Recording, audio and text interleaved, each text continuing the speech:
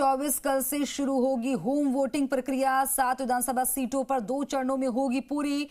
बता दें कि 3193 मतदाता घर बैठे करेंगे मतदान। 2365 बुजुर्ग और 828 दिव्यांग करेंगे मतदान। प्रथम चरण में 4 नवंबर से 8 नवंबर तक होगी होम वोटिंग। प्रथम चरण में अनुपस्थित रहे मतदाताओं के लिए दूसरा चरण 19 से 10 नवंबर तक। दूसरे चरण में पोलिंग पार्टी पहुंचेंगी दोबारा।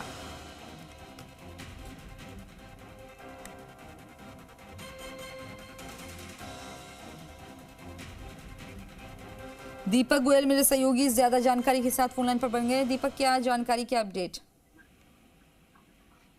देखिए, राजस्थान में वैसे तो कह सकते हैं कि 13 नवंबर को मतदान होगा 7 विधानसभा उपचुनाव के सीटों पर, लेकिन कल से होम वोटिंग की जो प्रक्रिया है वो शुरू हो जाएगी। 7 विधानसभा क्षेत्र में 3193 जो मतदाता है घर बैठे मतदान करेंगे।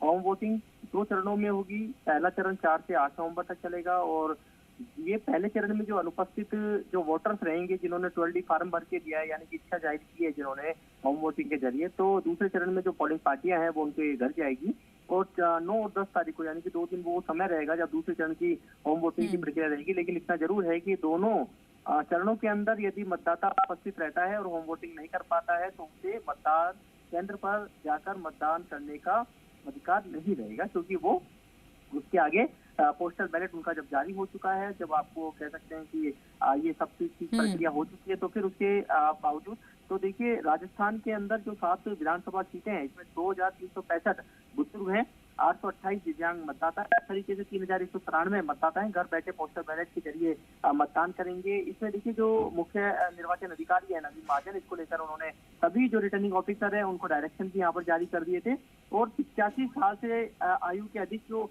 वरिष्ठ नागरिक है, सीनियर सिटीजन है और 40% से ज्यादा जो विशेष योग्य जन है उनको होम वोटिंग की ये सुविधा है, विकल्प है, वो चुनने का यहाँ पर मौका दिया गया है। और उन्होंने जो करीब 3193 जो मतदाता है उन्होंने इस विकल्प को यहाँ पर चुना और अब कह सकते हैं कि विकल्प चुनने के बाद में कल से पोलिंग पार्टियां हैं उनके घर पर पहुंचेंगी। कुछ ऐसे मतदाता हैं जो कि मतदान केंद्र तक जाने में असमर्थ हैं, या वो किसी लाठी का सहारा बनकर मतदान केंद्र तक पहुंचते थे, या वो बीमार हैं। तो अब चुनाव आयोग उनकी लाठी का सहारा बना है, यानी कि वो घर बैठे घर आंगन के अंदर पोलिंग स्टेशन बनेगा।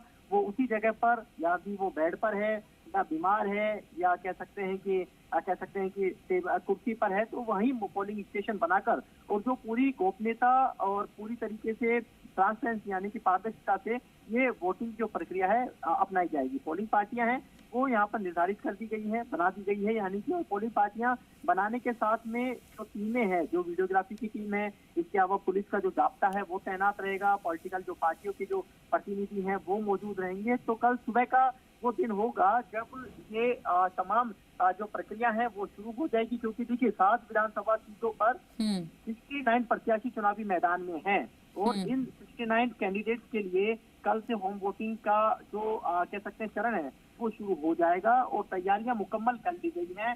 तैयारियां मुकम्मल इसलिए भी कर ली गई हैं क्योंकि चुनाव है, लगातार जीत का दौर चल रहा है, नवीन महाजन है लगातार मॉनिटरिंग कर रहे हैं। और यदि 2023 की यदि हम विधानसभा उपचुनाव की बात करें 7 विधानसभा सीटों पर, तो यहाँ पर 1862 मतदाताओं ने होम वोटिंग का विकल्प चुना था। ठीक है दीपक, लेकिन अब ये होम वोटिंग का ठीक है, जानकारी साझा करने के लिए शुक्रिया आपका।